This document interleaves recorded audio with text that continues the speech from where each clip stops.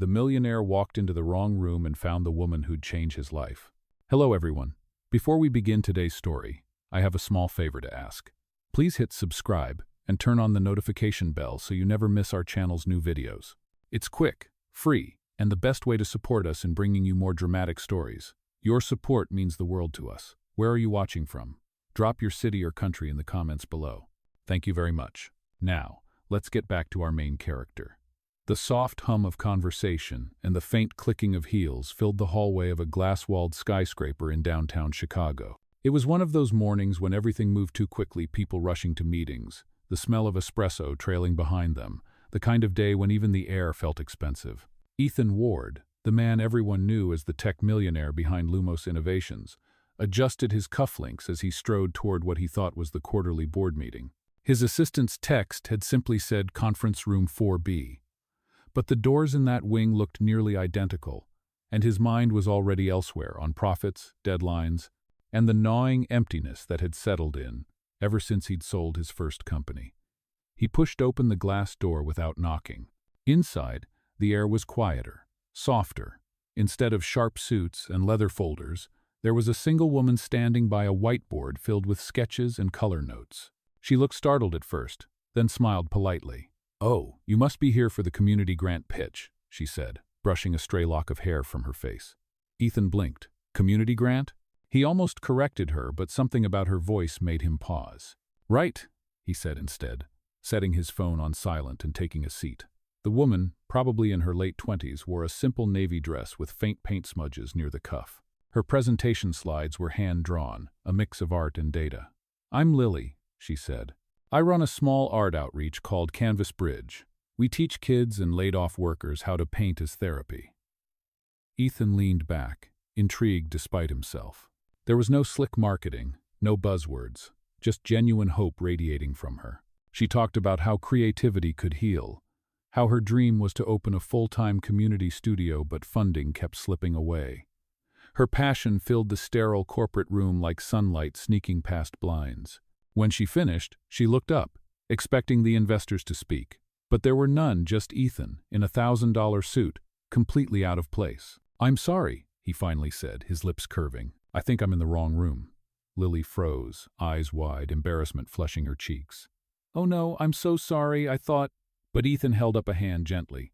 "Don't be. Please go on. I'd like to hear the rest." She hesitated, then smiled nervously and continued, showing him a sketch of her dream space, a repurposed warehouse with sunlight pouring through old windows, people painting side by side. Something about it stirred him. Maybe it was her sincerity. Maybe it was the way she looked at art like it was oxygen. As she spoke, Ethan realized it had been years since he'd heard someone talk with that much heart. Not about money, not about scale, just meaning. When she finished, she said softly, "It's silly, right? Wanting to change lives with paint." Ethan met her eyes. "No," he said. "It's the first real idea I've heard all week." She laughed awkwardly, not realizing the man across from her could fund 10 of those studios without blinking.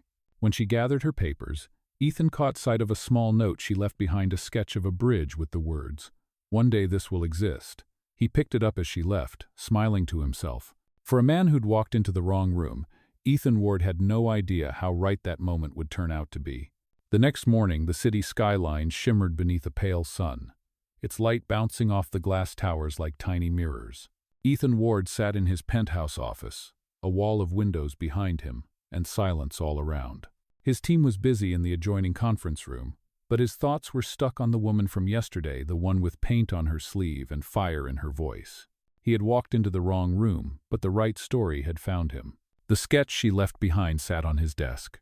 The words, "One day this will exist," written in careful blue ink. He could not shake the feeling that it was not just her dream, it was a reminder of something he had lost. When his assistant entered, she paused, surprised to see him staring at a folded piece of paper instead of his laptop. "Sir, are you all right?" she asked. Ethan looked up and smiled faintly. "Schedule a meeting with the community division. I want to know if we have any open grant initiatives." She blinked, confused, but nodded. "Of course, Mr. Ward." For the first time in months, Ethan felt a spark of curiosity that had nothing to do with profit margins. Later that week, a charity networking event brought him back into the same orbit as Lily. The ballroom glittered with champagne and designer suits, the kind of place where people smiled without meaning it.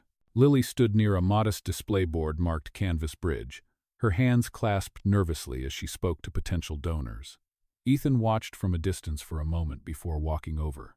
She turned, startled, then broke into a hesitant smile. "You are the guy from the meeting room," she said, laughter hiding behind her words. "I never got your name."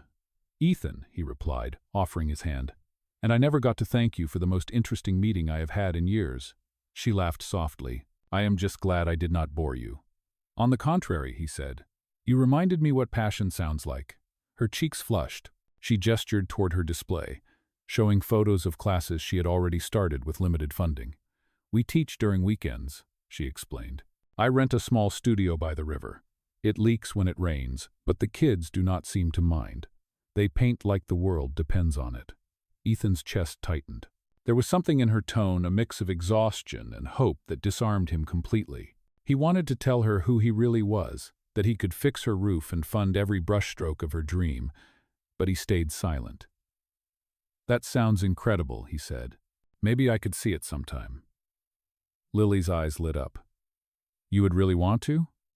"Absolutely." That weekend he did. The studio was small, with cracked tiles and sunlight spilling through mismatched blinds. The walls were splattered with color, and every inch of space held life canvases, laughter, a record player that skipped every few seconds. Lily moved between easels like it was her home, showing him the children's paintings, the jars of recycled brushes, the murals half finished on the back wall. Ethan stood quietly, taking it all in. He felt out of place in his tailored coat, but for the first time it did not matter. "This is remarkable," he said softly. Lily smiled, brushing a streak of paint from her wrist.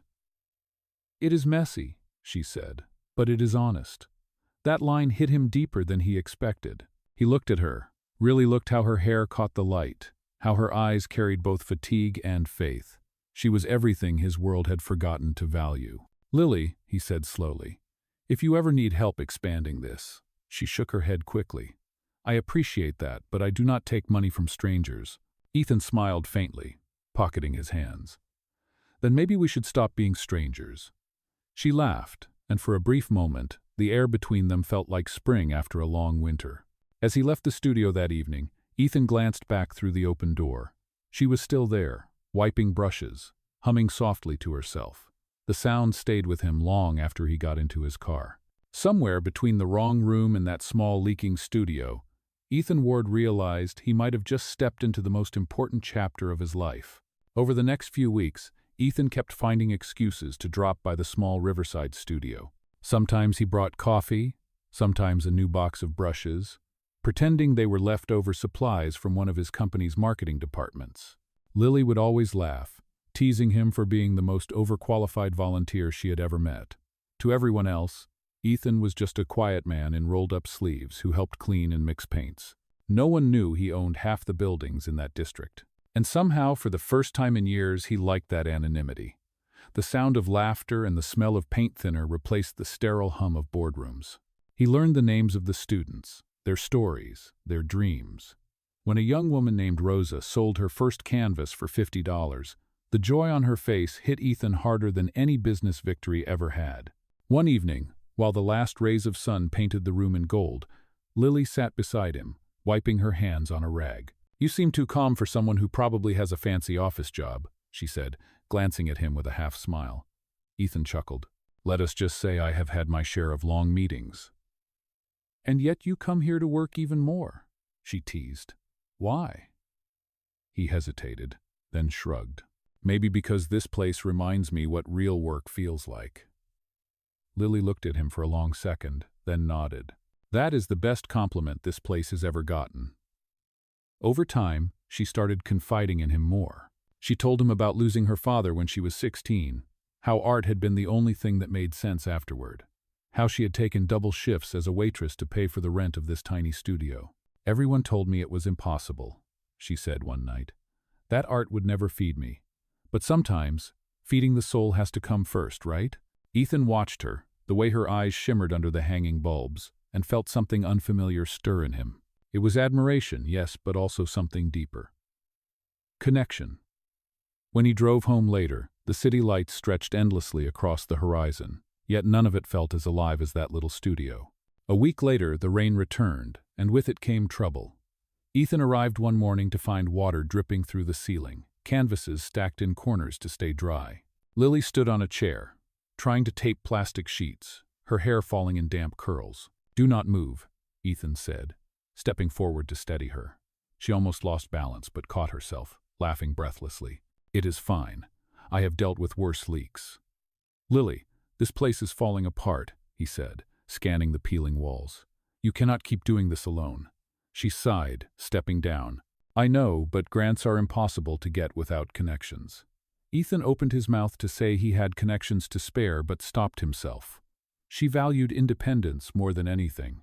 If she found out who he really was, would she still trust him or think he had pitied her?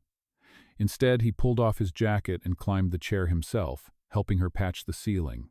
The rain outside grew heavier, drumming against the windows.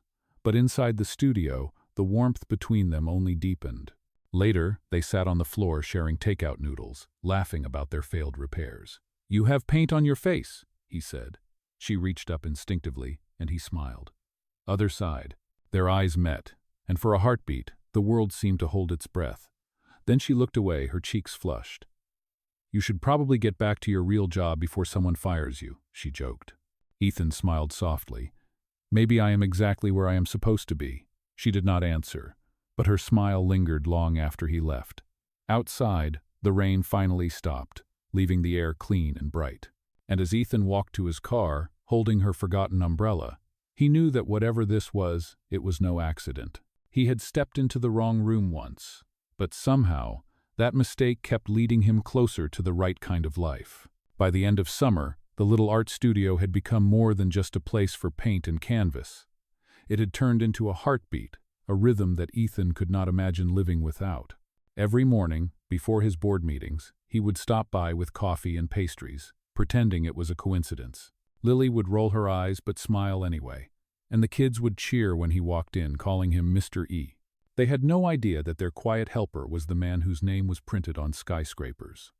One afternoon, Lily asked him to help carry supplies to a charity exhibit downtown. "It is small," she said, "but if it goes well, we might get our first big sponsor." Ethan agreed instantly. Though part of him hesitated, he knew many people in that world, and one look could give away who he was. But when he saw how much the event meant to her, he pushed the fear aside. The exhibit was held in a modest hall near the river, with paintings hung on bare brick walls and fairy lights strung across the ceiling. The smell of fresh paint mixed with the scent of cheap coffee and excitement. Lily moved between guests, introducing local artists, her laughter echoing through the space. Ethan stayed by the refreshment table, content just to watch her. She glowed in that environment, her voice soft but sure, her kindness magnetic. When she finally reached him, she nudged his arm playfully. "You are awfully quiet tonight," she said. "That is unusual for you." He smiled. "Just observing greatness." "Ha," she scoffed. "Flattery will not get you a free painting." "Good," he replied. "I would rather earn it." She laughed, but there was warmth behind it, something unspoken. Later that night, as the event began to wind down, an older woman in a designer suit approached Lily. "You are doing something beautiful here," the woman said. "Have you ever thought about applying for the Horizon Arts grant?" Lily's eyes widened. "That grant could save us," she whispered to Ethan after the woman left. "But it is for organizations with major sponsors. We are just small." Ethan glanced at her, his mind racing. He could fix that in a heartbeat, but he knew he had to be careful. If she discovered he was a millionaire funding charities through his company, everything would change. That night, after dropping her off, he sat in his car staring at the skyline, torn between honesty and fear. He wanted to tell her the truth, that the man she knew as Ethan the Helper was actually Ethan Ward, founder of Lumos Innovations. But he also feared the look that might cross her face if she felt deceived. The next morning, fate made the choice for him. The city's biggest philanthropic foundation announced its annual charity gala hosted by none other than Lumos Innovations. Lily received an email from the events committee inviting Canvas Bridge as one of the community projects to be recognized. She rushed into the studio, breathless with excitement. "Ethan, we got invited to the Lumos Gala. Can you believe it? This could change everything." Ethan froze, his coffee halfway to his lips. "The Lumos Gala?" he repeated slowly. "You know them?" "Of course," she said. "They are huge. Their CEO, Ethan Ward, he is a genius. His company funds half the city's outreach programs." He smiled faintly, trying to mask his panic. "Sounds impressive." "You have to come with me," she insisted. "You helped build this place. You deserve to be there." He hesitated, heart pounding. "All right," he said finally, his voice low. "I will be there." As she walked away to share the news with the others, Ethan stared at her sketch, still pinned to the wall, the same bridge she had drawn that first day. The words, "One day this will exist," seemed to look right back at him. He knew that at the gala, the truth would no longer hide behind paint or laughter. The wrong room had brought them together, but the next room, the grand ballroom of Lumos, might just tear them apart. The night of the Lumos Gala arrived like a scene from another world. Crystal chandeliers sparkled above the marble floor, and violins played softly as guests in gowns and tuxedos filled the grand ballroom. For Lily, it felt like stepping into a dream she did not belong to. She stood near the entrance in a borrowed navy dress, clutching her small purse, trying to steady her breathing. "You look incredible," said a familiar voice behind her. She turned to see Ethan, wearing a perfectly tailored suit that seemed to belong more to this world than the paint-streaked shirt she was used to. For a second, she could not find words. "Ethan, you clean up well," she managed, smiling nervously. "So do you," he said, offering his arm. "Shall we?" As they entered the ballroom, Lily's eyes darted around, marveling at the grandeur. "I feel like they are going to realize I am not supposed to be here," she whispered. "Trust me," he said gently. "You are exactly where you should be." The evening unfolded beautifully at first. People admired her project display, asking thoughtful questions. Ethan stayed close, watching her glow under the spotlight. But as the night went on, the event's host stepped on stage, microphone in hand. "Ladies and gentlemen," the man announced, "tonight we honor the remarkable individuals and organizations that have changed lives through creativity and compassion, and our special guest of honor, Mr. Ethan Ward, founder and CEO of Lumos Innovations." The applause erupted like thunder. Lily froze. Her head snapped toward the stage. There, under the bright light, was Ethan, her Ethan, walking up the steps, shaking hands, smiling with ease as cameras flashed. The name echoed in her mind like a sharp crack. Ethan Ward. She whispered it under her breath as disbelief washed over her. The man who had patched her ceiling, who had eaten noodles on the floor of her studio, was one of the city's most powerful men. Her stomach turned as realization set in. He had known all along. He had known exactly who he was and exactly what she needed. When he finished his speech, she was gone. Ethan found her in the corridor outside the ballroom, her eyes glistening, her voice trembling between hurt and fury. "So this is the truth," she said quietly. "You are him. You are the man funding half the city, pretending to be just another volunteer." "Lily, please, let me explain," he said quickly, stepping closer. "I never meant to lie to you." "You did not mean to lie, but you did," she said, shaking her head. "You watched me struggle for grants while you could have written a check and fixed everything." "Because it was never about money," he said, his voice desperate. "I did not want you to think I cared because I could buy your dream. I cared because it mattered. Because you mattered." She looked away, tears pooling. "You walked into the wrong room and made me believe it was fate. But it was all just another boardroom for you, wasn't it?" "No," he said, his voice breaking. "You were the first thing in years that felt real." Lily took a shaky breath, holding her purse tightly. "Maybe it was real for you," she whispered. "But for me, it feels like another story written by someone else's power." And with that, she turned and walked away. Ethan stood frozen, the sound of applause from inside fading into a hollow silence. The chandelier light spilled across the marble floor, but everything around him felt colorless. For the first time in his life, success felt like failure. He had spent years building empires and solving problems, but he could not fix the one thing that mattered now. As the night drew to a close, reporters congratulated him, investors shook his hand, but his heart was somewhere else, back in a small riverside studio with peeling paint and a woman who had shown him what authenticity looked like. When the final lights dimmed and the music stopped, Ethan Ward stood alone, realizing that for all his wealth and wisdom, he had finally met something he could not buy a second chance with, the only woman who had ever seen the man behind the name. For 3 days after the gala, Ethan could not reach her. Every message went unanswered. every call sent straight to voicemail. The little art studio by the river was locked, the lights inside dark. He had never realized how much that space had become his refuge until it was gone. His days felt mechanical again, filled with meetings and numbers that meant nothing. The city skyline outside his office window looked colder than ever. Finally, he decided he could not let it end like this. On the fourth evening, Ethan drove to the Riverside district and parked near the studio. The rain had started again, soft and steady, tapping against his windshield. He saw her inside through the glass alone, cleaning up brushes, the same way she had done the first night he met her. He hesitated before stepping out, rehearsing words in his mind, then pushed open the door quietly. The bell above the frame chimed, and Lily turned sharply. Her eyes widened, then hardened. "Ethan, please," she said before he could speak. "I really do not want to do this right now." "I know," he said, his voice calm but rough. "I just needed to see you to explain." She crossed her arms. Exhaustion etched across her face. "Explain what? That you are some billionaire playing volunteer to make yourself feel human again?" Ethan took a breath. "I came here because I was lost," he said honestly. "Not because I wanted to fix you or your dream. You think money makes life simple, but it doesn't. I have spent years surrounded by people who smile for the wrong reasons. And then I met you, someone who still believes in something real. I did not lie to hurt you, Lily. I lied because I was scared you would never look at me the same way if you knew." Her eyes softened for just a second before she looked away. "You were right," she said quietly. "Because I do not know who you are anymore." The silence between them stretched, broken only by the hum of rain outside. Ethan stepped closer, his voice lower. "Then let me prove it.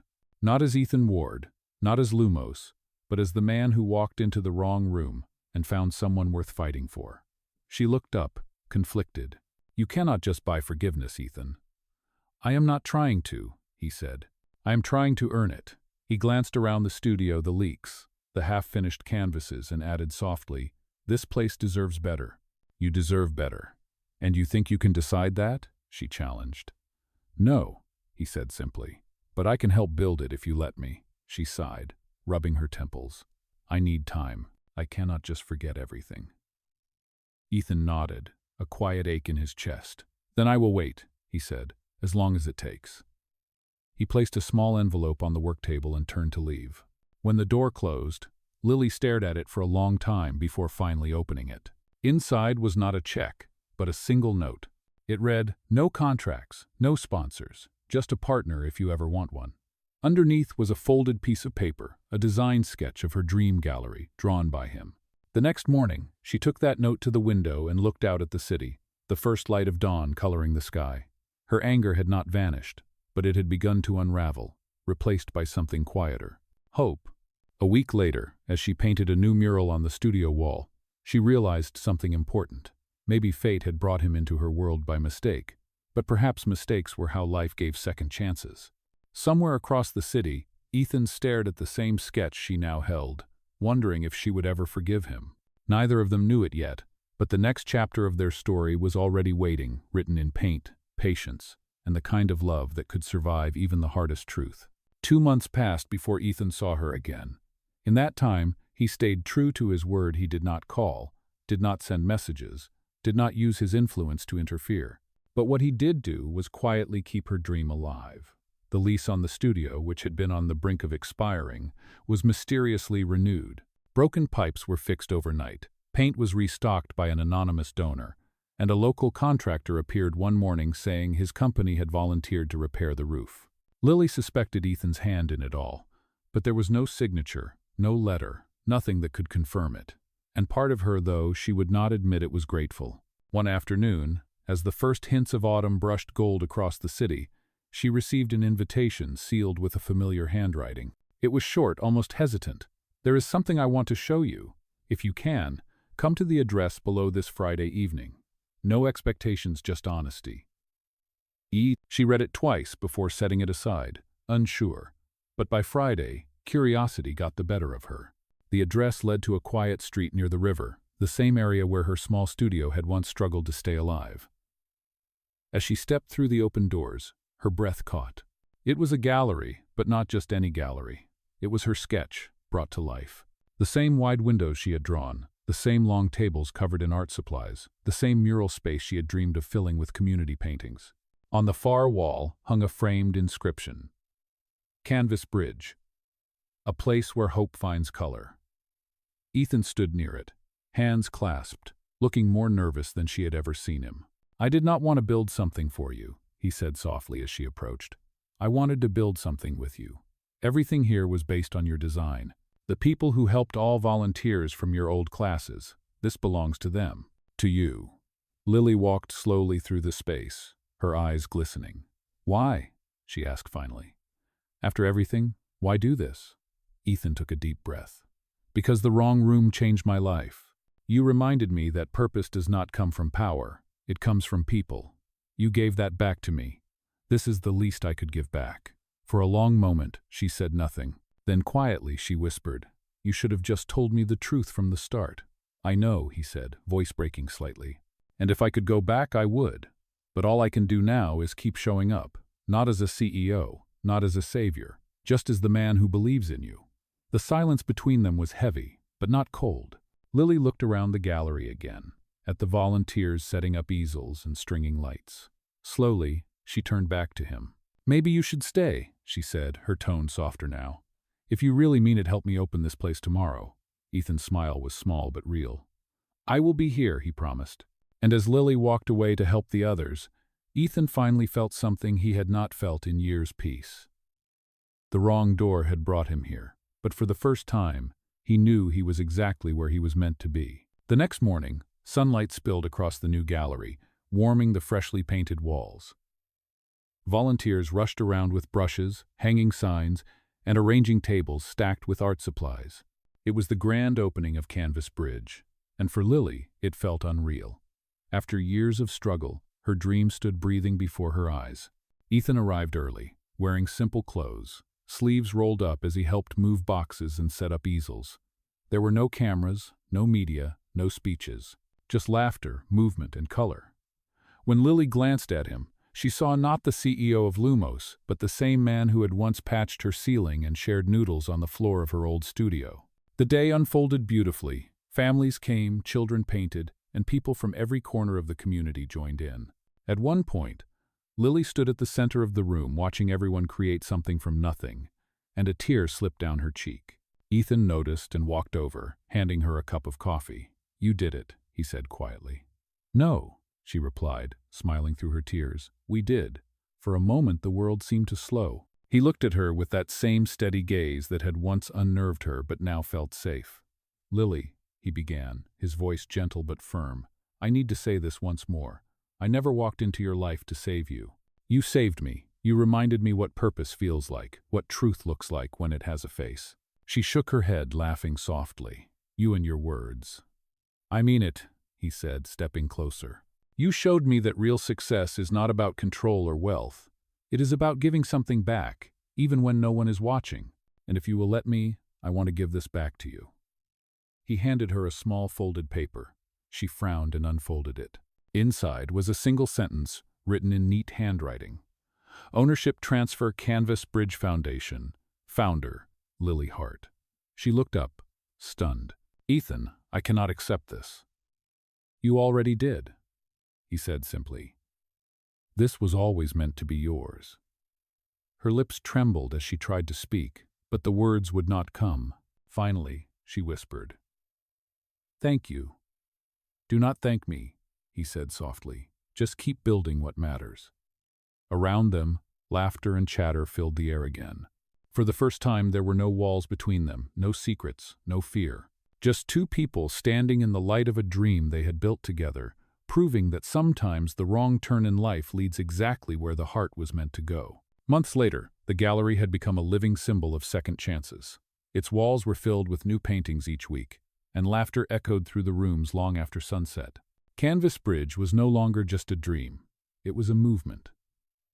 One evening, as the city lights shimmered across the river, Lily walked out to the courtyard where a small celebration was underway. It was the first anniversary of the gallery's opening. Strings of warm lights hung above, and music drifted softly through the air. Ethan stood near the mural, the same one she had painted to honor their beginning. He turned as she approached, his eyes warm.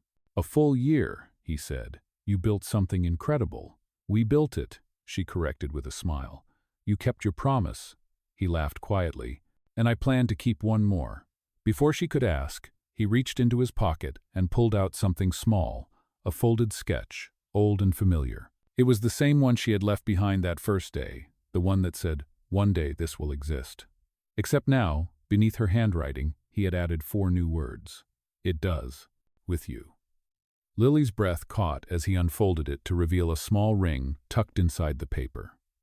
"Ethan," she whispered, her eyes wide. He took her hand gently. "That wrong room was the best mistake of my life. I walked in looking for a meeting and found a life worth living.